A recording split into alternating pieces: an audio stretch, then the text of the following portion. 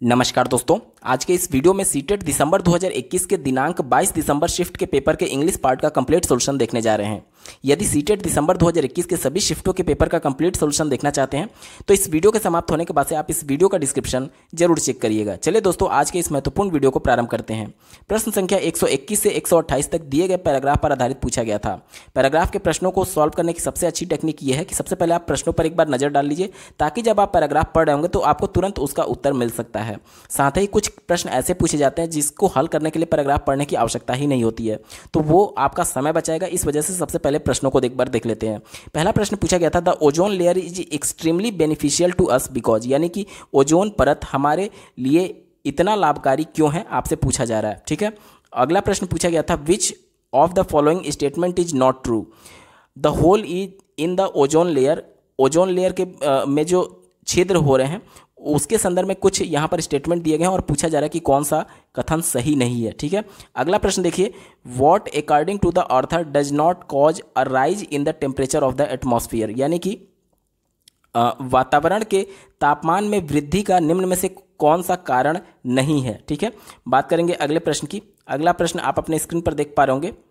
पूछा गया था, which of the following statement is not true. यहाँ पर स्टेटमेंट दिया गया, if the Himalayan ice starts melting, यानी कि हिमालयन बर्फ अगर पिघलना शुरू कर देते हैं तो इनमें से चारों ऑप्शंस में से कौन सा ऑप्शन विकल्प सही नहीं है, आपसे पूछा जा रहा है। अगला प्रश्न पूछा गया था, रीड द फॉलोइंग सेंटेंसेज। यहाँ पर दो वाक्य दिए गए हैं। ठीक है, दोनों वाक्यों को पढ़ करके जो पैराग्राफ दिया गया था उसके अनुसार आपको बताना है कि कौन सा सही है और कौन सा गलत है। ठीक है, इसके बाद से हम लोग बढ़ते हैं अगले प्रश्न पर। अगला प्रश्न दिया गया था, आप देख पा रहे होंगे, पूछा गया है कि which one of the following word is similar in meaning to the word disturbed as used in passage 1, यानी कि डिस्टर्ब का मिलता जुलता उससे सिमिलर मीनिंग देते हुए कौन सा वर्ड हो सकता है। बात करेंगे अगले प्रश्न की। अगला प्रश्न पूछा गया, विच of the following word is opposite in meaning the word horrible. यहाँ पर एक शब्द दिया गया है हॉरिबल, इसका अपोजिट मीनिंग आपसे पूछा जा रहा है। ठीक है, अब इस पर आधारित जो अंतिम प्रश्न पूछा गया था आप अपने स्क्रीन पर देख पा रहे होंगे, which part of speech is the underlined word in sentence given below. यहाँ पर एक वाक्य दिया गया है और यहाँ पर एक अंडरलाइन किया हुआ शब्द है। इसी शब्द का पूछा जा रहा है कि ये कौन सा पार्ट ऑफ स्पीच है। इस प्रश्न को सॉल्व करने के लिए आपको पैराग्राफ पढ़ने की आवश्यकता नहीं है, तो चलिए सबसे पहले इसी को हम लोग सॉल्व कर लेते हैं। सेंटेंस आपको दिया गया है, ozone layer is a protective seal for the earth, यानी कि पृथ्वी के लिए ओजोन परत एक सुरक्षा कवच है। यहाँ पर देखिए प्रोटेक्टिव का पूछा जा रहा है कि कौन सा पार्ट ऑफ स्पीच होगा, तो सुरक्षा अकेले इसका कोई मतलब नहीं है, ये कवच के लिए यूज किया गया, सुरक्षा कवच, और कवच अपने आप में नाउन है। ठीक है, और नाउन की जो विशेषता बताता है उसे एडजेक्टिव कहा जाता है, तो ऑप्शन नंबर 1 इसका बिल्कुल सही हो जाएगा, प्रोटेक्टिव एडजेक्टिव होगा। चलिए अब पैराग्राफ को जल्दी से पढ़ लेते हैं। वी आर अनअवेयर, अनअवेयर का मतलब कि अनभिज्ञ, of how we are destroying our own source of life in different ways, मतलब कि हम इस बात से अनभिज्ञ हैं कि किस प्रकार से हम अपने जीवन के स्रोत को विभिन्न तरीकों से बर्बाद करते जा रहे हैं। Life needs an ecological balance, ecological मतलब कि पारिस्थितिकी संतुलन की बात की जा रही है, यानी कि जिंदगी एक पारिस्थितिकी संतुलन चाहता है, and that balance is being disturb, और वो संतुलन बिगड़ रहा है।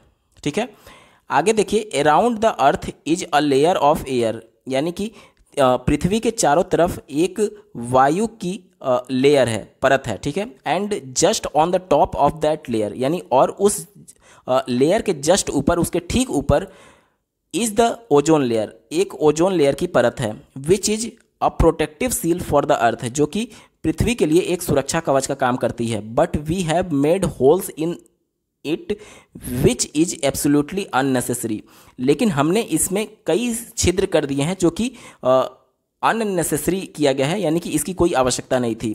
These holes are now turning out to the most dangerous thing because the sun sends rays and all of the rays are not life giving. यहाँ पर यह कहा जा रहा है, these holes are now turning out to be most dangerous thing. अब ये जो छिद्र हैं वो बहुत खतरनाक हो चुके हैं। क्यों? बिकॉज ऑफ सन सेंड्स, क्योंकि जो सूर्य है वो कई सारे किरणों को पृथ्वी पर भेजता है, and all of rays are not life giving, और उसमें से सभी किरणें जो हैं वो जीवन नहीं देती हैं। That layer the ozone layer was returning those rays which would bring destruction and disease to the earth. यहाँ पे ये कहा जा रहा है कि जो ओजोन लेयर है वो बहुत सारी किरणों को वापस भेज देती है जो कि हमें बीमारियां देते हैं और एक तरीके से परेशान करते हैं। And was allowing only life giving rays, और जो केवल जीवन के लिए जरूरी है उसी किरण को वो पृथ्वी पर आने देते हैं। बट आगे पढ़िए, we have made holes and now all those destructive rays are entering the atmosphere. लेकिन हमने इसमें छिद्र कर दिया जिसकी वजह से जो डिस्ट्रक्टिव रेज हैं, जो कि नुकसानदायक किरणें हैं, वो भी पृथ्वी के वातावरण में एटमॉस्फेयर में प्रवेश कर रही हैं। आगे पढ़िए, our atomic explosion to have destroyed that layer. मतलब कि एटॉमिक एक्सप्लोजन यानी कि एक तरीके से बम की बात की जा रही है। परमाणु बम ने भी ओजोन लेयर को काफ़ी बर्बाद किया है। चलिए, अभी तक 2 पैराग्राफ हमने पढ़ा और दोनों पैराग्राफ पर आधारित कुछ प्रश्नों को देख लेते हैं। पहला प्रश्न पूछा गया था, the ozone layer is extremely beneficial to us because, यानी कि ओजोन लेयर हमारे लिए बहुत लाभकारी है, ऐसा क्यों? तो यहाँ पर देखिए पहला विकल्प ही सही हो जाएगा। It does not allow dangerous rays to reach the earth, यानी कि यह खतरनाक किरणों को, सूर्य से आने वाली खतरनाक किरणों को पृथ्वी पर आने की अनुमति नहीं देता है। तो ऑप्शन 1 इसका बिल्कुल सही जवाब है। अगला प्रश्न पूछा गया था, which of the following statement is not true. दिया गया है the holes in the ozone layer, यानी कि ओजोन लेयर में जो छिद्र हैं उसके बारे में क्या सही नहीं है, आपसे पूछा जा रहा है पैराग्राफ के अनुसार। पहला दिया गया है holes are turning out to be dangerous, ये खतरनाक हो चुका है, ये बिल्कुल सही था, इस वजह से आपका उत्तर नहीं होगा क्योंकि आपसे नॉट ट्रू पूछा गया। ठीक है, allow life destroying rays to reach the earth, यानी कि जो जीवन के लिए खतरनाक किरणें हैं उनको पृथ्वी पर आने देता है, तो ये भी बिल्कुल पैराग्राफ में मेंशन किया गया, इस वजह से आपका उत्तर नहीं होगा। चौथा विकल्प देखिए, are increasing the temperature of atmosphere, ये भी पैराग्राफ में दिया गया तो उत्तर नहीं होगा। लेकिन बात करें अगर तीसरे की, are dangerous yet they do not affect the health, ये यानी ये कहा जा रहा है कि जो होल्स हुए हैं ओजोन लेयर में वो खतरनाक तो हैं लेकिन फिर भी ये हमारे हेल्थ के लिए हमारे हेल्थ को कोई प्रभावित नहीं कर रहा है, अफेक्ट नहीं कर रहा है हमारे हेल्थ को, जो कि गलत है।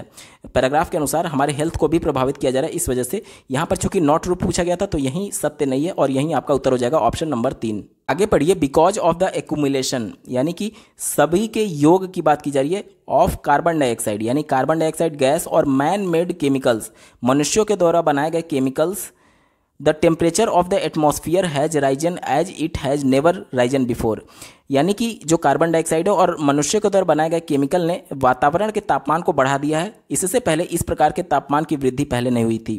For the first time ice on the both the poles has started melting, यानी कि पहली बार जो ध्रुव हैं, पोल मीन्स ध्रुव, जो पृथ्वी के दोनों ध्रुव हैं, उत्तरी ध्रुव और दक्षिणी ध्रुव, वहाँ पे जो बर्फ़ है वो पिघलना शुरू कर दी है।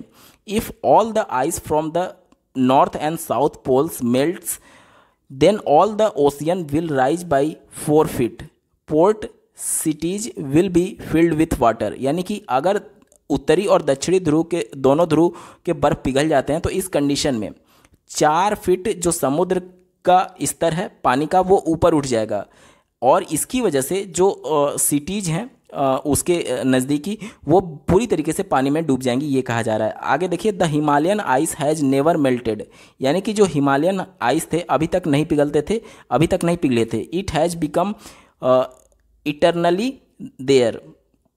आगे पढ़िए, if the temperature of the atmosphere rises a little more, अगर वातावरण का तापमान थोड़ा सा भी ज़्यादा बढ़ता है, then the Himalayan ice will start melting, तब हिमालयन आइस भी पिघलना शुरू कर देगा।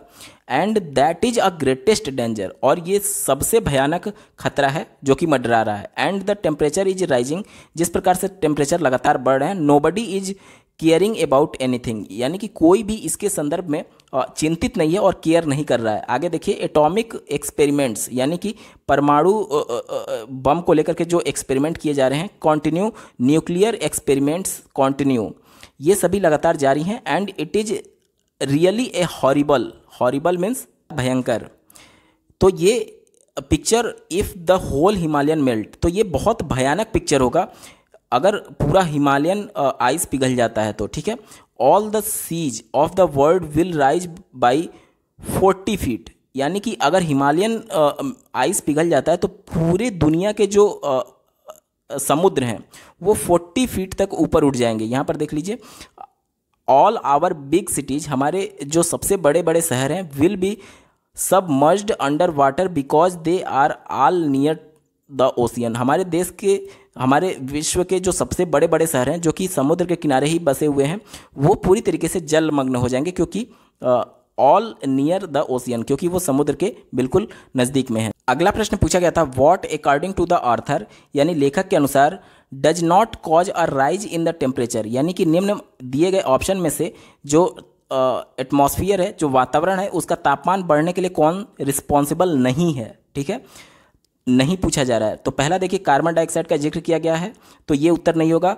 मैन मेड केमिकल का भी जिक्र किया गया, ये भी नहीं होगा। और तीसरा देखिए, चौथा देखिए, एटॉमिक एंड न्यूक्लियर एक्सपेरिमेंट का भी बात किया गया, तो ये भी नहीं होगा। लेकिन बात करें अगर ऑप्शन नंबर 2 की, मेल्टिंग ग्लेशियर्स, तो इसकी वजह से तापमान में वृद्धि नहीं हो रही है। चूंकि आपसे नॉट ट्रू पूछा गया था, डज नॉट पूछा गया था, इस वजह से यही आपका उत्तर हो जाएगा ऑप्शन नंबर 2। अगला प्रश्न पूछा गया था, which of the following statement is not true, यानी कि दिया गया है statement, if the Himalayan ice start melting, यानी कि हिमालयन आइस अगर पिघलना शुरू कर देती है तो क्या नहीं होगा इनमें से। देखिए, आपको अपनी तरफ से कोई उत्तर नहीं देना है, जो पैराग्राफ में मेंशन किया गया है उसी के अनुसार देना है। ठीक है, तो यहाँ पर देखिए, अगर बात करें ऑप्शन नंबर 1 की, तो दिया गया ह्यूमन लाइफ ऑन अर्थ में सीज टू एग्जिस्ट, यानी कि मनुष्यों का जो जीवन है वो एक तरीके से खत्म हो सकता है इसकी वजह से। सीज मतलब होता है रोकना, और एग्जिस्ट मतलब कि एक तरीके से रहना कह सकते हैं। तो ये पूरी तरीके से मनुष्य के जीवन को खत्म कर सकता है। इसका कहीं भी जिक्र नहीं किया गया है पैराग्राफ में, तो यही आपका सही उत्तर हो जाएगा, क्योंकि पूछा गया था कि स्टेटमेंट कौन सा ट्रू नहीं है, तो आपको पैराग्राफ के अनुसार ही देना है। अगला प्रश्न पूछा गया था, रीड द फॉलोइंग सेंटेंसेज, यहाँ पर पहला वाक्य दिया गया, वी आर अपसेटिंग। अपसेटिंग मतलब कि एक तरीके से चेंज करने के सेंस में यहाँ पर अपसेटिंग का यूज किया गया है। The ecological balance of earth, यानी कि पृथ्वी के पारिस्थितिकी संतुलन को हम लोग एक तरीके से बिगाड़ रहे हैं, तो ये पैराग्राफ में मेंशन किया गया था, इस वजह से आपका ट्रू है। दूसरा देखिए, the Himalayan ice has started melting, has का मतलब ये हो गया कि शुरू हो चुका है, लेकिन पैराग्राफ को पढ़ने से ऐसा प्रतीत होता है कि अभी हिमालयन आइस पिघलना शुरू नहीं हुआ है। अगर पिघलना शुरू होता है तो समस्याएं क्या आ सकती हैं, इसके बारे में जिक्र किया गया है, जबकि ये सेंटेंस कह रहा है कि पिघलना शुरू हो गया है, जो कि पैराग्राफ के अनुसार गलत है। ठीक है, तो अब ए सही है और बी गलत है। दिए गए ऑप्शन में देखिए, A is true and B is false, option 1 इसका बिल्कुल सही जवाब होगा। अगला प्रश्न पूछा गया था, which one of the following word is similar in meaning to the word disturbed as use in passage 1। यहाँ पर डिस्टर्ब एक वर्ड यूज किया गया है, इससे मिलता जुलता शब्द आपसे पूछा जा रहा है, तो इससे मिलता जुलता जो सिमिलर वर्ड होगा वो अपसेट होगा। दोनों एक तरीके से छेड़छाड़ करने के सेंस में यूज किए गए हैं यहाँ पर इस पैराग्राफ में, तो ऑप्शन नंबर 2 इसका बिल्कुल सही जवाब होगा।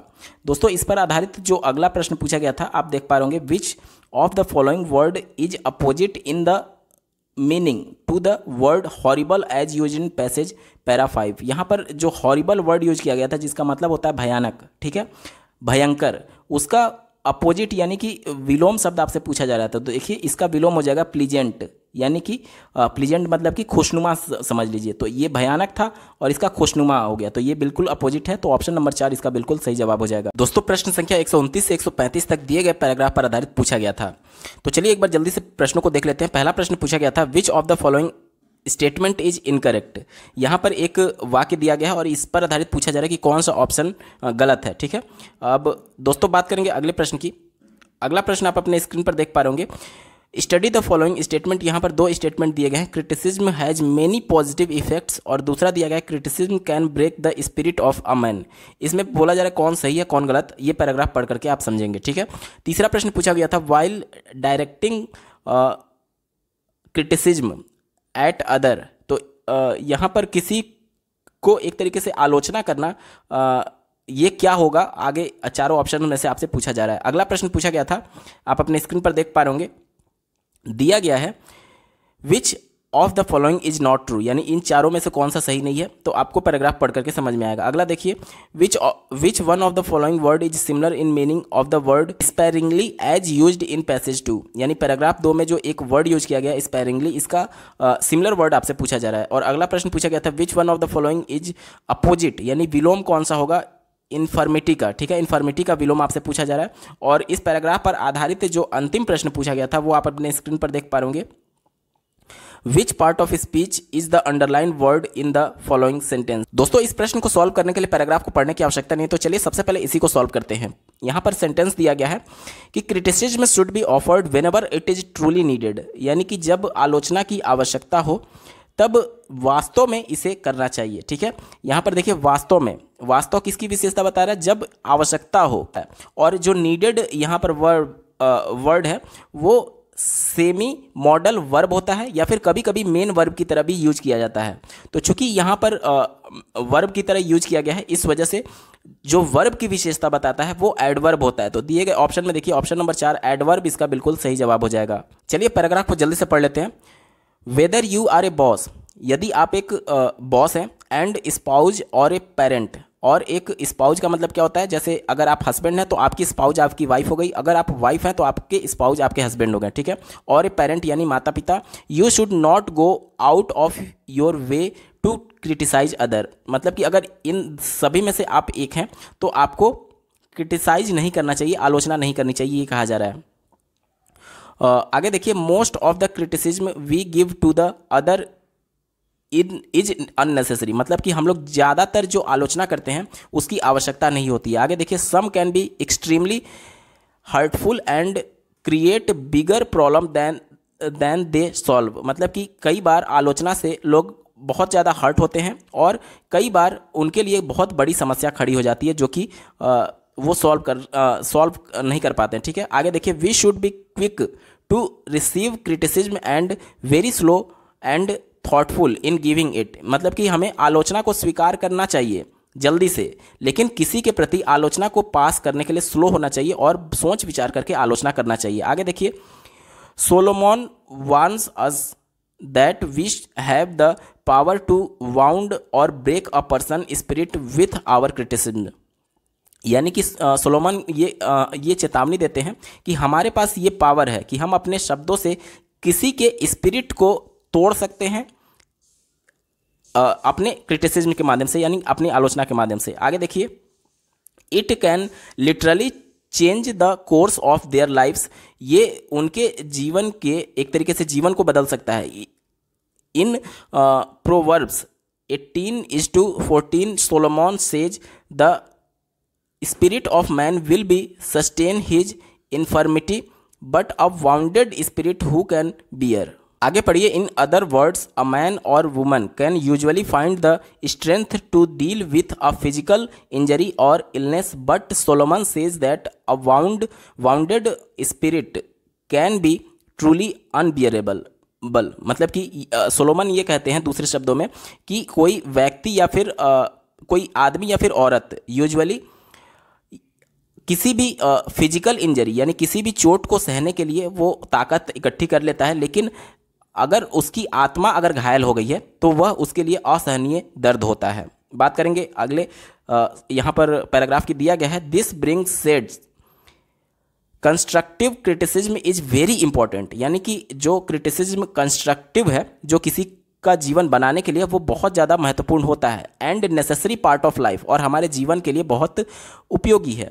Even though it should be offered sparingly का मतलब होता है किफ़ायत से, यानी कि even though it should be offered, यानी कि ये किफ़ायत से दूसरों को क्रिटिसाइज करना चाहिए। It should be given when ever it is truly needed, जब इसकी आवश्यकता हो, बहुत ज़्यादा वास्तव में आवश्यकता हो, तभी क्रिटिसाइज करना चाहिए। But there are 100 of ways to wrongly criticise someone, लेकिन ऐसे 100 से भी ज़्यादा तरीके हैं जिसके माध्यम से किसी को गलत तरीके से क्रिटिसाइज किया जाता है, लोग करते हैं। And only one way to criticise correctly, और केवल एक ही तरीका है सही तरीके से किसी की आलोचना करने के संदर्भ में।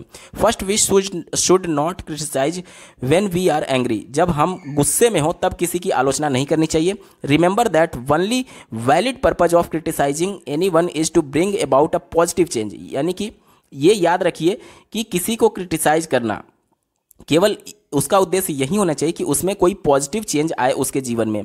So if you are angry, तो यदि आप क्रोधित हैं, गुस्से में हैं, टेक टाइम एंड वेट, तो कुछ समय लीजिए और वेट करिए। अब चलिए प्रश्नों को देखते हैं। पहला प्रश्न पूछा गया था which of the following statement is incorrect. देखिए स्टेटमेंट दिया गया वी शुड डेसिस्ट, डेसिस्ट का मतलब होता है बंद करना या फिर रोकना, फ्रॉम क्रिटिसाइजिंग अदर बिकॉज, हमें दूसरों की आलोचना करने से बचना चाहिए, ऐसा क्यों करना चाहिए आपसे पूछा जा रहा है। ऑप्शन नंबर 4 इसका सही उत्तर हो जाएगा। देखिए it is not a necessary part of life, यानी कि यह हमारे जीवन का एक महत्वपूर्ण अंग नहीं है, इस वजह से बचना चाहिए। ऑप्शन 4 सही उत्तर है। अगला प्रश्न पूछा गया था स्टडी द फॉलोइंग स्टेटमेंट, यानी दिए गए स्टेटमेंट को पढ़िए, 2 स्टेटमेंट दिए गए और इसके बाद से कौन सा स्टेटमेंट सही है और कौन सा गलत आपको बताना है।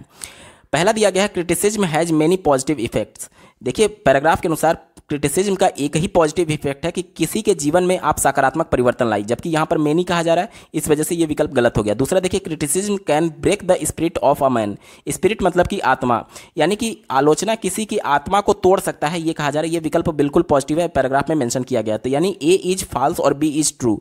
ऑप्शन नंबर बी देखिए A is false B is true, इसका बिल्कुल सही जवाब है। अगला प्रश्न पूछा गया था while directing criticism eight other, मतलब कि किसी की आलोचना करने से पहले हमें क्या करना चाहिए। तो इसका ऑप्शन नंबर 4 देखिए we should not be merciless, merciless का मतलब होता है बेरहम, मतलब कि हमें बिल्कुल बेरहम नहीं होना चाहिए। ऑप्शन 4 इसका बिल्कुल सही जवाब है। अगला प्रश्न पूछा गया था which of the following is not true, यानी कि दिए गए स्टेटमेंट में से कौन सा सही नहीं है। पहला देखिए we should be very thoughtful, यानी कि हमें 100 बार सोचना चाहिए किसी की क्रिटिसाइज यानी उसकी आलोचना करने के संदर्भ में, तो ये पैराग्राफ में मेंशन किया गया था, आपका उत्तर नहीं होगा।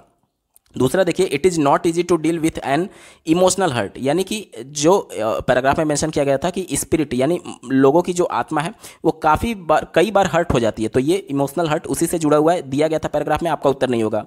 चौथा देखिए parents and teachers sometimes go out of the way to criticise children, यहाँ पर माता पिता और टीचर्स कई बार बच्चों को बहुत बुरी तरीके से क्रिटिसाइज करते हैं, जिसकी वजह से जो बच्चे होते हैं वो मानसिक तौर पर परेशान हो जाते हैं, तो ये भी पैराग्राफ के अनुसार बिल्कुल सही है, तो आपका उत्तर नहीं होगा। लेकिन बात करें ऑप्शन नंबर 3 की, only criticism can ensure that people do not go ashtray, ashtray का मतलब होता है गुमराह होना, ठीक है, यानी कि केवल क्रिटिसिज्म ये इंश्योर कर सकता है कि पीपुल गलत रास्ते पे ना जाए, तो ये विकल्प निगेटिव है, आपका उत्तर नहीं होगा, क्योंकि पैराग्राफ में इस प्रकार का कोई भी लाइन मेंशन नहीं किया गया है। ऑप्शन 3 सही उत्तर है। अगला प्रश्न पूछा गया था which one of the following word is similar in meaning to the word sparingly. Sparingly एक शब्द है जिससे मिलता जुलता, यानी कि इसका पर्यायवाची क्या हो सकता है, जो कि पैराग्राफ 2 में दिया गया है। तो देखिए स्पैरिंगली का मतलब होता है किफ़ायत से, किफ़ायत से यानी कि ना तो ज़्यादा ना तो कम, जितना आवश्यकता है उतना ही।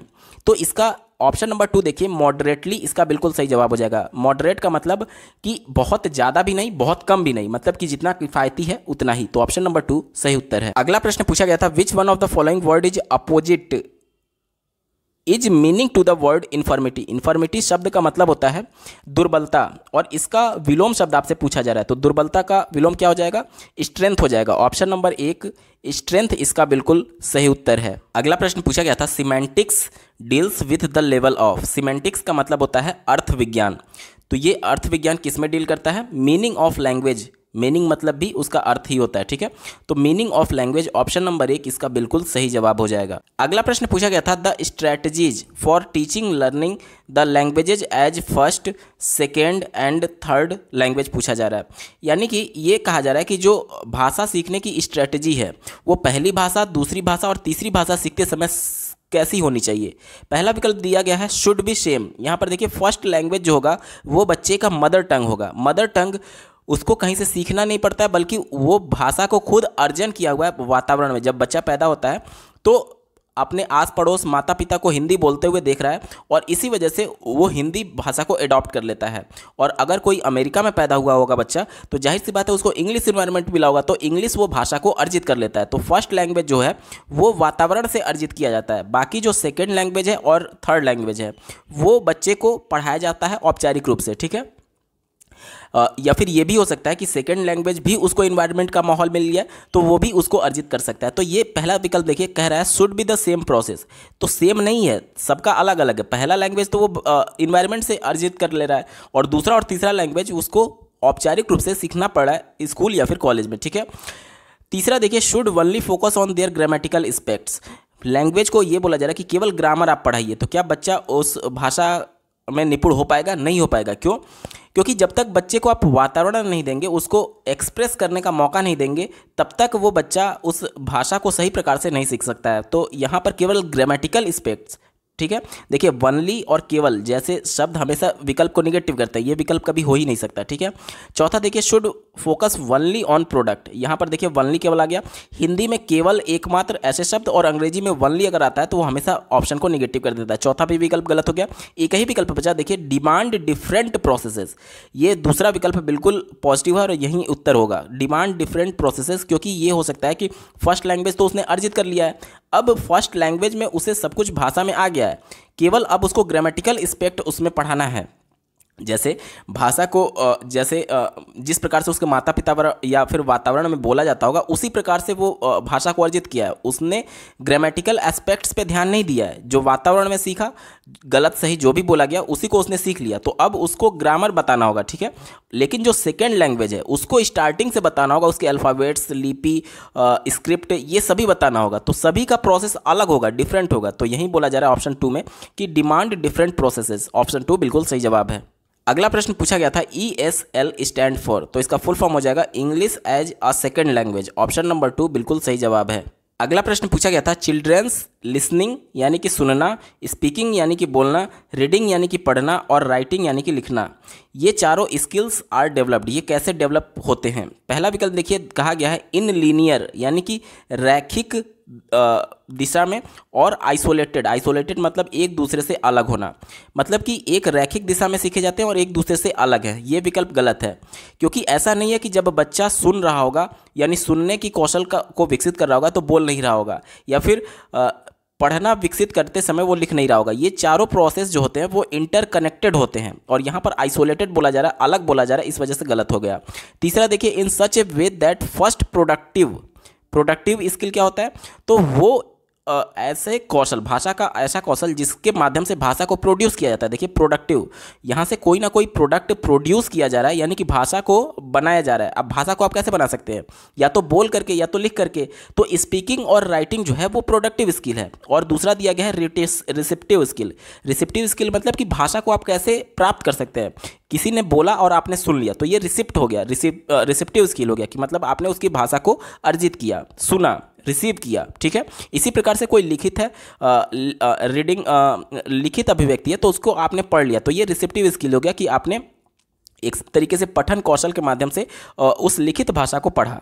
तो ये कहा जा रहा है in such a way that first productive and then receptive skill are enhanced, मतलब पहले ये बोला जा रहा है कि पहले बच्चा लिखना और बोलना सीखेगा, उसके बाद पढ़ना और सुनना सीखेगा। तो ये बिल्कुल गलत है। जब बच्चा आप देखेंगे परिवार में पैदा होता है तो सबसे पहले वो लोगों को ध्यानपूर्वक सुन रहा होता है, यानी कि जब भाषा का विकास होता है तो सबसे पहला प्रोसेस सुनना ही आता है, और ये कह रहा है कि प्रोडक्टिव स्किल पहले आता है, तो गलत था, आपका उत्तर नहीं होगा। चौथा देखिए only after the mastery of alphabets, only अगर आपको दिख गया और प्रश्न पॉजिटिव सेंस में पूछा गया तो कभी भी आपका उत्तर नहीं होगा, ठीक है। चौथा विकल्प गलत हो गया। एक ही विकल्प बचा ऑप्शन नंबर 2, ऑप्शन नंबर 2 बिल्कुल सही जवाब है। देखिए क्या कहा जा रहा है, नॉट इन लीनियर यानी एक रैखिक दिशा में नहीं, और आइसोलेटेड प्रोसेस मतलब कि ना तो एक लीनियर दिशा में और ना ही आइसोलेटेड प्रोसेस होता है। आइसोलेटेड मतलब कि एक दूसरे से अलग होना, जबकि चारों कौशल जो है वो एक दूसरे से इंटरकनेक्टेड है, एक दूसरे से अंतःक्रिया करके ही सीखा जा सकता है। तो ऑप्शन नंबर 2 इसका बिल्कुल सही जवाब है। अगला प्रश्न पूछा गया था while selecting literature for children which one of the following is least important, यानी कि लिटरेचर बच्चों के लिए लिटरेचर चुनते समय इनमें से कौन सा सबसे कम महत्वपूर्ण है। पहला देखिए दिया गया है एज तो बिल्कुल होना चाहिए, इसलिए आपका उत्तर नहीं होगा, क्योंकि बच्चों के मानसिक स्तर के अनुसार, उनके एज के अनुसार ही आपको लिटरेचर चुनना होगा, तो ये पॉजिटिव था। और चूंकि लिस्ट पूछा जा रहा है यानी निगेटिव वाला आपका उत्तर होगा। दूसरा देखिए इंटरेस्ट, ये भी नहीं होगा। क्यों नहीं होगा, क्योंकि बच्चे अगर उसमें उत्सुकता नहीं दिखाएंगे या फिर उसमें रुचि नहीं लेंगे तो उनका अधिगम स्थायी या फिर अर्थपूर्ण नहीं किया जा सकता है। तो लिटरेचर बिल्कुल इंटरेस्टेड होना चाहिए बच्चों के लिए। चौथा देखिए एप्रोप्रिएट थीम, ये भी बिल्कुल सही बात है कि बच्चों के मानसिक स्तर के अनुसार ही उस कहानी का या फिर उस लिटरेचर का थीम होना चाहिए। लेकिन अगर बात करें ग्रामेटिकल रूल्स की तो ये ज़्यादा इंपॉर्टेंट नहीं है। चूँकि ज़्यादा इंपॉर्टेंट नहीं है इसलिए यहीं आपका उत्तर हो जाएगा, क्योंकि बात हो रही है प्राइमरी स्तर के बच्चों के लिए, उनके लिए ग्रामेटिकल रूल्स इतना ज़्यादा इंपॉर्टेंट नहीं है जितना कि एज, इंटरेस्ट और एप्रोप्रिएट थीम है। तो ऑप्शन नंबर 3 इसका बिल्कुल सही उत्तर है। अगला प्रश्न पूछा गया था creation of reading corner in the classroom helps, यानी कि क्लासरूम में रीडिंग कॉर्नर किस चीज़ में मदद करता है। तो यहाँ पर बच्चे जा करके अपनी इंटरेस्ट की बुक पढ़ सकते हैं, इसलिए रीडिंग कॉर्नर बनाए जाते हैं स्कूल में। ठीक है, तो यहाँ पर पहला विकल्प देखिए, the children to sit in a corner and complete their class work. यहाँ पर क्लास वर्क के लिए नहीं होता है रीडिंग कॉर्नर, बल्कि अपने रुचि के अनुसार जो पुस्तकें हैं उनको पढ़ सके। तो क्लास वर्क वाला ऑप्शन गलत हो गया। तीसरा देखिए, the teacher to make them sit in corner if they have not finished their homework. अगर बच्चे अपना गृह कार्य करके नहीं आए हैं तो उसको इस कॉर्नर में बैठाया जाए, इसलिए होता है रीडिंग कॉर्नर, ये बोला जा रहा है, जो कि विकल्प गलत है। चौथा देखिए, the teacher to make it mandatory for every child to daily sit there for an hour for mindfulness, यानी कि ये कहा जा रहा है कि टीचर ये मैंडेटरी कर दे कि सभी बच्चे कम से कम 1 घंटा डेली यहाँ पर माइंड को फुल करे, ये कहा जा रहा है। तो ये भी गलत है। बच्चे अपनी इच्छा से जाते हैं अपनी रुचि की पुस्तक पढ़ने के लिए। तो तीनों विकल्प गलत हो गया। एक ही विकल्प बचा, ऑप्शन नंबर 2 देखिए, the children to select their books independently according to their interest, ये इसका बिल्कुल सही जवाब हो जाएगा। अगला प्रश्न पूछा गया था, which one of the following is not the objective of teaching English at primary level, यानी कि प्राथमिक स्तर पर अंग्रेजी पढ़ाने का निम्न में से कौन सा उद्देश्य नहीं है। ठीक है, जो निगेटिव होगा वहीं आपका उत्तर होगा। पहला देखिए, डेवलपमेंट ऑफ लिटरेसी, यानी कि साक्षरता का विकास करना, ये बिल्कुल पॉजिटिव है। आपका उत्तर ये पॉजिटिव होने की वजह से आपका उत्तर नहीं होगा, क्योंकि निगेटिव आपसे पूछा गया। ठीक है, उसके बाद से देखिए दूसरा देखिए, learning to use language for purpose, यानी कि उद्देश्य के लिए ये लैंग्वेज बच्चे को सिखाया जाता है ताकि वह उसका इस्तेमाल कर सके, ये भी बिल्कुल पॉजिटिव था, आपका उत्तर नहीं होगा। चौथा देखिए, टू रीड फॉर मीनिंग, यानी कि अर्थ के लिए पढ़ना, ये बोला जा रहा है, ये भी पॉजिटिव था, आपका उत्तर नहीं होगा। लेकिन अगर बात करें right on obstruct theme, abstract का मतलब कि सार होता है, यानी कि एक तरीके से कुछ भी लेख पढ़ करके उसका सार समझ करके लिखना, इस टाइप की बात की जा रही है, जो कि निगेटिव था। प्राइमरी स्तर पर ये एक्सपेक्ट नहीं किया जा सकता बच्चे से कि कक्षा 1 से 5 तक के बच्चे एब्स्ट्रैक्ट थीम्स लिख सके, तो ये बिल्कुल निगेटिव था। इस वजह से आपका उत्तर यही होगा, क्योंकि प्रश्न में आपसे निगेटिव ही पूछा गया था। तो ऑप्शन नंबर 3 इसका सही जवाब है। अगला प्रश्न पूछा गया था, a teacher should use a language game in the class while teaching English because, यानी कि अंग्रेजी पढ़ाते समय कक्षा में टीचर के द्वारा लैंग्वेज गेम का इस्तेमाल क्यों करना चाहिए, आपसे पूछा जा रहा है।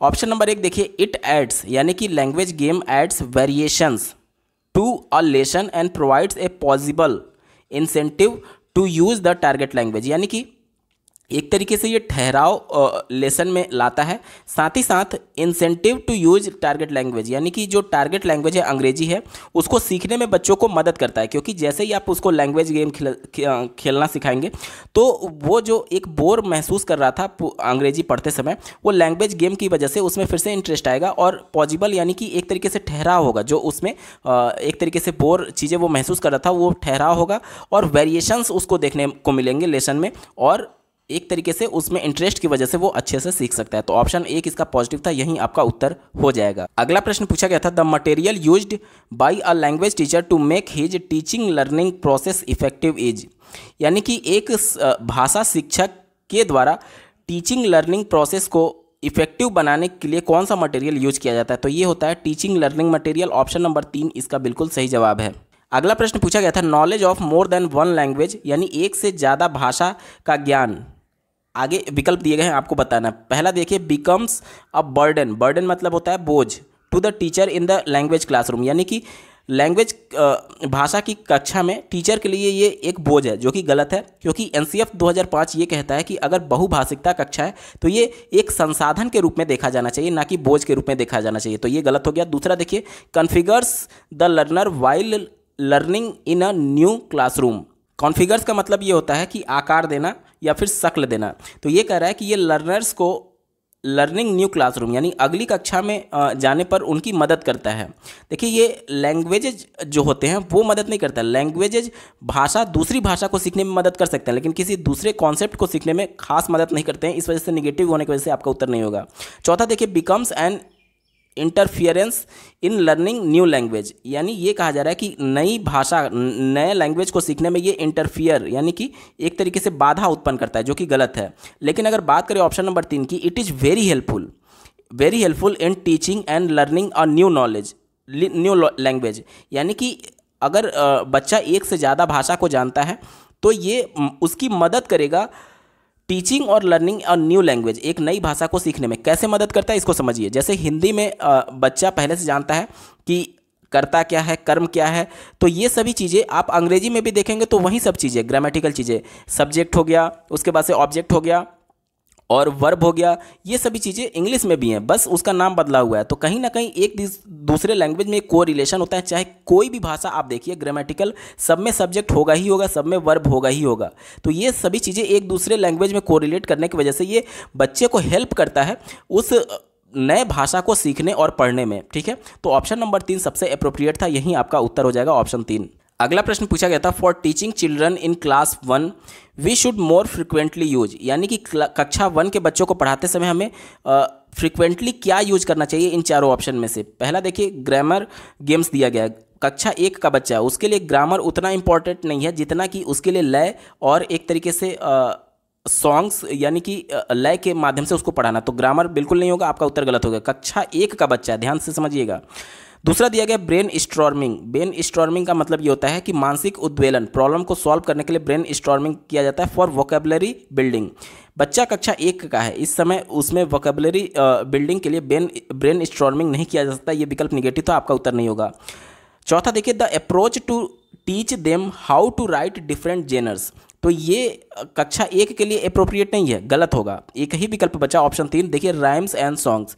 बच्चे को कुछ भी पढ़ाया जाता है कक्षा 1 में तो कविता के माध्यम से लय में उसको बताया जाता है ताकि बच्चा इंटरेस्ट ले और चीज़ों को जल्दी सीखे। तो राइम्स एंड सॉन्ग्स सबसे ज़्यादा फ्रिक्वेंटली यूज किया जाना चाहिए कक्षा 1 के बच्चों को पढ़ाते समय। ऑप्शन 3 सही जवाब है। अगला प्रश्न पूछा गया था, analytical study of errors. यानी कि जो त्रुटि होती है उसका एनालिटिकल एक तरीके से विश्लेषणात्मक अध्ययन क्या कहलाता है। तो ये होता है एरर एनालिसिस। ऑप्शन 1 इसका बिल्कुल सही जवाब हो जाएगा, एरर एनालिसिस। अगला प्रश्न पूछा गया था, एन इफेक्टिव लैंग्वेज टीचर यानी कि एक प्रभावशाली भाषा शिक्षक के लिए क्या प्रॉपर्टीज होनी चाहिए। पहला देखिए, will rely entirely on the stories prescribed in the text book. यानी ये कहा जा रहा है कि पूरी तरीके से टेक्स्ट बुक में जो स्टोरीज प्रिस्क्राइब्ड हैं उस पर एक तरीके से रिलाई करना चाहिए। देखिए, इंटायरली का मतलब पूर्ण रूप से एक तरीके से हो सकता है, तो ये कहीं ना कहीं केवल एकमात्र जैसे शब्दों की ओर इशारा करता है कि आपके विकल्प को संकुचित कर देता है कि केवल टेक्स्ट बुक, आप किताब पर ही निर्भर रहिए, ये कहा जा रहा है। तो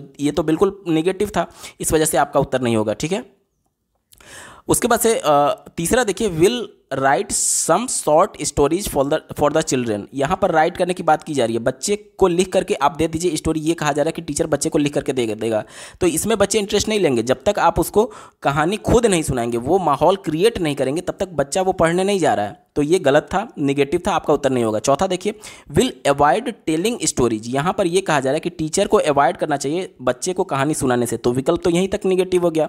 and focus on completing the text book and syllabus.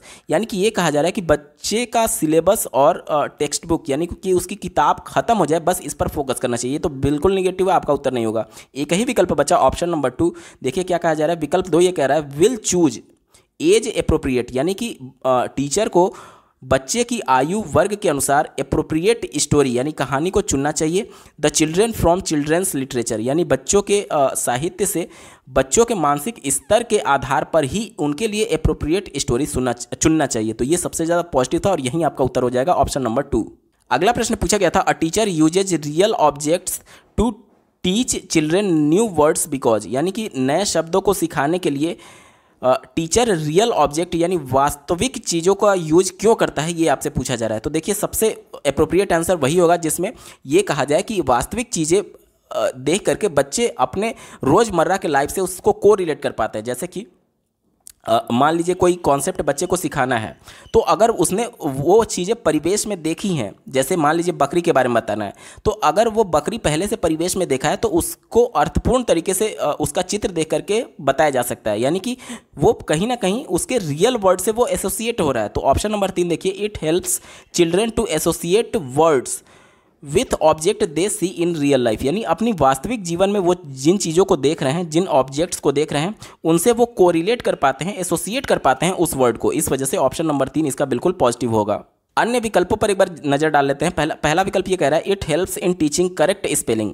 यहाँ पर ऑब्जेक्ट दिखा करके स्पेलिंग करेक्ट कैसे किया जा सकता है, तो ये तो गलत था। दूसरा देखिए new words can only be taught through objects. कहा जा रहा है कि नया वर्ड केवल, देखिए वनली जहाँ भी आ गया वो भले ही कितना भी अच्छी बातें क्यों ना लिखा हो वो विकल्प को निगेटिव ही कर देता है, तो ये तो कभी होगा नहीं वनली वाला, ठीक है। चौथा देखिए children in primary class are not capable of abstract thinking so real object for every word is mandatory. यहाँ पर मैंडेटरी कह दिया है, इस वजह से यहाँ तक तो ये पॉजिटिव था कि बच्चे एब्स्ट्रैक्ट यानी कि अमूर्त चीज़ों के बारे में नहीं सोच सकते हैं, यहाँ तक तो ठीक था। लेकिन ये कहा जा रहा है कि every word is mandatory object for every word. अब ये कहा जा रहा है कि प्रत्येक शब्द के लिए एक तरीके से ऑब्जेक्ट लाना मैंडेटरी है, तो ये विकल्प को निगेटिव कर दे रहा है। मान लीजिए बच्चे को पृथ्वी अर्थ के बारे में बताना है, तो क्या रियल पृथ्वी उसके सामने लाया जा सकता है। मान लीजिए बच्चे को ट्रेन के बारे में बताना है, तो क्या रियल ऑब्जेक्ट ट्रेन उसके सामने लाया जा सकता है। तो ये मैंडेटरी केवल वर्ड आने की वजह से ये विकल्प निगेटिव हो गया, अन्यथा की कंडीशन में ये पॉजिटिव सेंस में जा रहा था। तो चूंकि मैंडेटरी लिखा गया इस वजह से ये विकल्प गलत हो गया। एक ही विकल्प बचा, ऑप्शन नंबर 3 इसका बिल्कुल सही जवाब हो जाएगा। दोस्तों हम लोग पेपर के बिल्कुल अंतिम पड़ाव में आ चुके हैं। अभी तक का ये वीडियो आपको कैसा लगा कमेंट के माध्यम से जरूर बताइएगा, क्योंकि आपका एक कमेंट मुझे मोटिवेट करेगा ऐसे ही महत्वपूर्ण वीडियो लाने के संदर्भ में। इस पेपर का अंतिम प्रश्न पूछा गया था वाइल टीचिंग, मतलब कि वाइल टीचिंग ए पोएम, एक कविता पढ़ाने के दौरान इम्फेसिस यानी किस पर जोर देना चाहिए, शुड बी लेड ऑन यानी कि किस पर ज़्यादा जोर देना चाहिए, किसको ज़्यादा महत्व देना चाहिए। पहला दिया गया the meaning of the word, जो कठिन शब्द हैं उनकी मीनिंग बताई जानी चाहिए, ये तो पॉजिटिव था। लेकिन स्टार मैं आगे लगा रहा हूँ इस वजह से क्योंकि हो सकता है इससे ज़्यादा अप्रोप्रिएट आपको आंसर मिले। दूसरा देखिए मेमोराइजिंग द पोएम, मेमोराइज यानी कि रटने याद करने की बात की जा रही है, जो कि विकल्प गलत है एनसीएफ 2005 के अनुसार। तीसरा देखिए grammatical structure in the poem, grammatical structure primary स्तर के बच्चों की बात हो रही है और उनके लिए ग्रामर उतना ज़्यादा इंपॉर्टेंट नहीं है जितना कि उनके लिए इंटरेस्ट इंपॉर्टेंट था, तो ग्रामेटिकल स्ट्रक्चर की वजह से ये विकल्प निगेटिव हो गया। चौथा विकल्प देखिए taking personal responses of the learners to the poem, यानी कि जो लर्नर्स हैं, जो शिक्षार्थी हैं, उनके पर्सनल रिस्पॉन्स, उनकी प्रतिक्रिया क्या है इस पोएम के बारे में उससे लेना, यानी टीचर उनके पर्सनल रिस्पॉन्सेज को ले रहा है कि आपको क्या लगा, क्या सीखा आपने, क्या नहीं सीखा। तो इसमें कहीं ना कहीं वो सब चीज़ें आ जाएंगी कि जो कठिन वर्ड्स थे वो इंटरेक्शन के दौरान टीचर को पता चलेगी कि ये शब्द का अर्थ इस बच्चे को नहीं आ रहा है, तो कहीं ना कहीं टीचर को पता चल जा रहा है और वो उसका अर्थ बता सकता है। तो ये चीज़ें ऑप्शन 1 में दी गई हैं, तो ऑप्शन 1 कहीं ना कहीं इस ऑप्शन 4 में इंक्लूडेड है। तो इस वजह से अब यहाँ पर ऑप्शन 1 जो था वो गलत हो जाएगा और ऑप्शन 4 सबसे ज़्यादा अप्रोप्रिएट आंसर हो जाएगा, और दूसरा और तीसरा तो गलत था ही। तो यहाँ पर इसका जो सही उत्तर हो जाएगा ऑप्शन नंबर 4, यानी कि टीचर जो होगा वो पर्सनल रिस्पांस लेगा लर्नर से उस पोएम के बारे में। ठीक है दोस्तों, यहाँ पर पूरा पेपर सॉल्व हो चुका है। आपको ये वीडियो कैसा लगा कमेंट करके जरूर बताइएगा। साथ ही सीटेट दिसंबर 2021 के सभी शिफ्टों के पेपर का कंप्लीट सोल्यूशन देखने के लिए इस वीडियो का डिस्क्रिप्शन जरूर चेक करिएगा। इस वीडियो को देखने के लिए आपका बहुत बहुत धन्यवाद। भगवान करे आपका दिन शुभ हो।